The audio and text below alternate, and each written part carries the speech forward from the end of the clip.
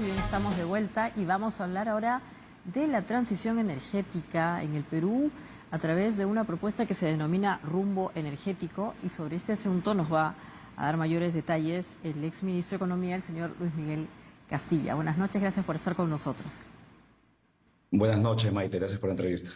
Bueno, para entrar un poco en tema, el término transición energética es un tema que se está poniendo de moda, vamos a decirlo de alguna manera, en la opinión pública, y más o menos que quienes nos ven tienen una idea, pero es mejor que usted nos explique qué cosa es la transición energética. Mire, yo creo que la transición energética es un concepto que la población no domina y que es fundamental para nuestra calidad de vida. Hace par de semanas terminó la COP28 en Dubái y se concluyó de que hay una urgente necesidad de ampliar los esfuerzos por reducir la emisión de gases de efecto invernadero en el mundo. La meta es al 2035 reducir en un 60% las emisiones. Las emisiones lo que provocan es un calentamiento del mundo y de hecho estamos cerrando el año más caliente del planeta desde que hay registros estadísticos, y eso lo vemos en desastres naturales, lo vemos en pérdidas en productividad y otros aspectos. Entonces, este tema está vinculado con la lucha contra el cambio climático, y el punto es que la agenda global, que es muy importante y hay un compromiso de todos los países, pasa porque cada país adopte una descarbonización de sus fuentes de energía o sus fuentes de emisión de carbono dióxido o gases de efecto invernadero. Para dar una proporción, en el mundo la principal fuente de emisiones es la electricidad, con un 30%, seguido por el transporte, con un 16%, la construcción con un 12% y la agricultura con un 11%. Son sectores que emiten muchísimo gases de efecto invernadero y que tienen un efecto nocivo en el ambiente, en el crecimiento sostenible y demás. Entonces uno pensaría de que hay que enfocar todos los esfuerzos en reducir la dependencia que tenemos de combustibles de origen fósil. Pero si trasladamos la realidad al Perú, vemos que hay una diferencia muy grande. Uno es que la principal fuente de emisiones en el país es el uso de suelos, con un 46%, seguido por la agricultura, un 14%. Ahí tenemos que 60% está vinculado al uso de los suelos, de la tierra. El transporte público un 14% y la electricidad un 7%. Entonces hay un desbalance respecto a lo que en el Perú es la principal fuente. Y lo que trata esta iniciativa, Maite, es poner el acento donde no se está viendo, que básicamente son las principales fuentes de contaminación en el país, y hacerlo de manera equilibrada, porque si bien un aspecto de esta transición energética hacia una matriz energética baja en dióxido de carbono es lograr la sostenibilidad ambiental, que para todos, digamos, debe ser un objetivo compartido, con la economía, la competitividad, la accesibilidad a fuentes de energía y la seguridad en el suministro. Este concepto de balance muchas veces se pierde porque hay una fijación solamente en ciertos sectores, como el eléctrico, por ejemplo, Claro. en el Perú, y se deja de lado el 60% de las emisiones que tiene que ver con la deforestación, que tiene que ver con la minería ilegal, que tiene que ver con un uso poco sostenible de los suelos, de la tierra. Y esto lo que busca es un equilibrio, partiendo de la base de que tenemos una matriz relativamente limpia en el país. Claro. Es, Hay una, sí. si me permite una pregunta, porque es interesante. Los sectores, digamos, que emiten mayores gases carbónicos o eventualmente que contaminan más son la agricultura y el tratamiento de suelo, según nos comenta. ¿De qué manera esta propuesta Rumbo Energético va a colaborar a que se pueda controlar en estos sectores productivos justamente eso, la contaminación? Sí, el rumbo energético que hemos lanzado en la ciudad de Trujillo la semana pasada es una plataforma de información donde trata de equilibrar estos tres conceptos que comentaba: la sostenibilidad, la competitividad y la seguridad en el suministro. Y esto se hace a través de un observatorio que hemos lanzado, que hace seguimiento de fuente oficial de indicadores en estos tres vértices de lo que se denomina el trilema energético. La idea es informar a la población respecto a cuáles son esas fuentes justamente de emisión, por un lado. Por otro lado, asegurar de que la política pública efectivamente se formule en base a cuáles son las fuentes de emisión en el país. Y esto pasa también por construir y aportar hacia que haya una política pública equilibrada y consistente. Lo que tenemos, Maite, en el país es no solamente no se atiende los temas del uso de suelo, con la tala ilegal, la deforestación, la minería ilegal y muchos ilícitos, sino que tenemos desde el punto de vista energético una especie de esquizofrenia. A la vez se subsidia el GLP y el diésel a través de reducciones o devoluciones del selectivo, del impuesto selectivo al consumo de los transportistas. A la par se subsidia el gas natural vehicular, que es una fuente mucho más eficiente de energía para los autos, el transporte público, y a la vez ahora se pretende dar incentivos a la electromovilidad.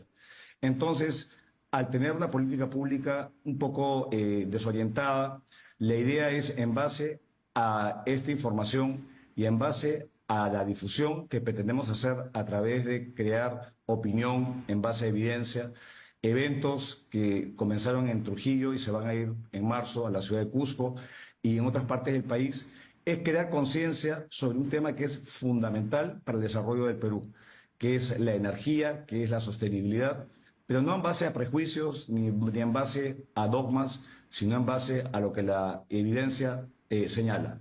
Entonces, Claro. eso se trata de Rumbo Energético, que es una iniciativa que saca la información de las fuentes oficiales, pero le da una lógica de equilibrio entre estos aspectos que he comentado. Ujú. Ahora, además de estos esfuerzos informativos, hay también, en función a la experiencia en otras partes del mundo, comparadas en Chile, la migración de estos, digamos, fuentes de energía fósiles a las limpias, como pueden ser las eólicas, en fin, la solar, etcétera, incentivos. Este tipo de plataforma Rumbo Energético también va a proponer eso, buenas prácticas, cómo empezar a introducir justamente los incentivos que permitan y migrar justamente a formas de energía más sostenibles o limpias. Mire, lo que trata esta propuesta trata de ser agnóstica en el tipo de tecnología que se usa, porque ahora hay una especie de moda por promover la energía solar, la energía eólica, lo cual en buena hora sea, pero hay que ser congruente de que muchas veces si se impulsa, por ejemplo, la energía solar, que tiene una participación, la verdad, bastante residual, esto significa de que hay energía cuando hay sol. Cuando no hay sol, hay que sustituirla por otra fuente de energía o almacenarla, por ejemplo. Y tenemos que aprovechar que somos un país rico en gas natural, a diferencia de nuestros vecinos. El ejemplo de Chile, Maite. Chile tiene una matriz energética mucho más sucia que nosotros. Ellos queman carbón, un 20% de su matriz es la quema de carbón, Ujú. que es lo más contaminante que puede haber, e importan gas natural caro.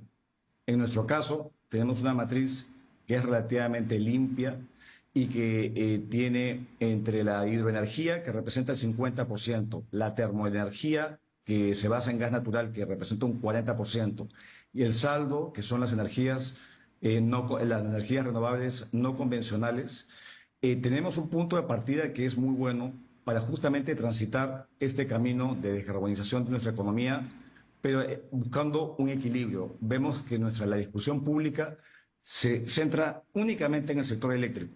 Y Ujú. el sector eléctrico, por dar un ejemplo, o se trata también el tema de hidrocarburos, donde tenemos una serie de subsidios que hemos cuantificado y que la población no sabe, y acá doy un par de ejemplos. El Fondo de Estabilización de Precios del Combustible, que es un mecanismo mediante el cual el gobierno trata de evitar que el precio de los combustibles internacionales que importamos no se traslade al consumidor, ha significado hasta la fecha un costo de más de 11.000 millones de soles. Esto es un tercio del presupuesto de salud de un año. Entonces, la pregunta es, ¿este tipo de mecanismos son los más oportunos, los más costo efectivos para un país que tiene necesidades? Otro dato. Acá en el Perú se utiliza mucho subsidios cruzados en la tarifa eléctrica, Ajá. ahí para distintos motivos. Pero creo que muy poca gente sabe que el mayor subsidio que se da a través de la tarifa eléctrica es una prima RER, que básicamente representa un subsidio para estimular energías renovables, no convencionales, que está bien que se promocione, pero que hay un costo también a eso. Hasta la fecha se han destinado 2.000 millones de dólares en subsidios a iniciativas privadas que no necesariamente son las fuentes de emisión y contaminación en el país. Entonces, acá lo que tenemos que poner el énfasis es en ordenar la política pública partiendo de internalizar el punto de partida nuestro, que tenemos una energía, una matriz energética limpia, tenemos otras fuentes de emisión para los cuales no hay ningún tipo de respuesta de política pública, y más bien ser más juicioso en términos de dónde se pone el incentivo. Porque, claro, todos queremos luchar contra el cambio climático, indudablemente es un proceso irreversible, pero tenemos que hacerlo conscientes del costo económico y del equilibrio que debe haber. Obviamente la transición energética tiene otra faceta, que es que nuestro país, al ser un país que es rico en metales críticos, especialmente el cobre, la transición energética, ¿qué significa? Significa que el transporte público y el transporte privado en el mundo va a transitar de motores en base a combustibles fósiles a electromovilidad. Básicamente baterías, carros eléctricos, transporte eléctrico. Y un insumo fundamental, aparte del litio, aparte del cobalto, es el cobre. Entonces, tenemos ahí dos activos que son importantísimos, el gas natural y el cobre, que de manera, digamos, que pueden permitir una transición hacia una contribución efectiva de parte del Estado en el plano energético y a su vez poner la atención en otro tipo de ausencias de prioridad. Y justamente la idea es informar a la población, un tema que tiende a ser reducido a un tema ambientalista, lo cual no es un tema totalmente transversal a la economía y transversal a las mejoras en el bienestar y la resiliencia de nuestra economía. Muy interesante, si me disculpa, ya vamos a ir terminando, pero como decía, los números son importantes, ¿no? Solamente 15% corresponde en el caso de Perú a energías que provienen del biocombustible, la geotermia, la biomasa, la energía residual, el solar, eólica. Y es cierto, ¿no? Hay que ver caso por caso. En la situación del Perú habría que darle prioridad, como dice usted bien, a la energía que está más vinculada con la hidroenergía y a partir de ahí hacer un plan. Ha sido muy interesante, le agradezco mucho por esta charla y seguramente vamos a volver a conversar de los resultados que van a tener con este rumbo energético. Muchísimas gracias, Maite. Aprovecho para desearle felices fiestas a usted y a todos los escuchas, a toda la audiencia de TV Perú. Muchas gracias. Muchas gracias. Buenas noches. Muy bien. Y como había dicho, vamos a hablar en este tema porque es muy interesante. Está de moda hablar de transición energética y también de las energías renovables que no son, digamos, fósiles. Pero obviamente el caso del Perú tiene un punto importante de partida. Al volver vamos a hablar sobre música, así que no se vayan, estará con nosotros una cantante que nos tiene una propuesta especial con Calliope. Ya volvemos.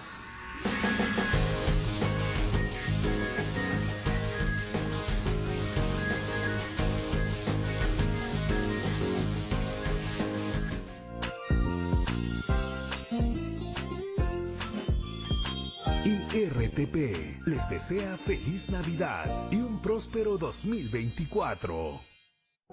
Información para nuestra economía, nuestra seguridad y para la toma de importantes decisiones. El pronóstico del tiempo y el clima. Datos de primera mano para todos los peruanos. Respaldada por el Servicio Nacional de Meteorología e Hidrología, CENAMI. El tiempo en TV Perú Noticias. De lunes a viernes a las 8:15 de la mañana.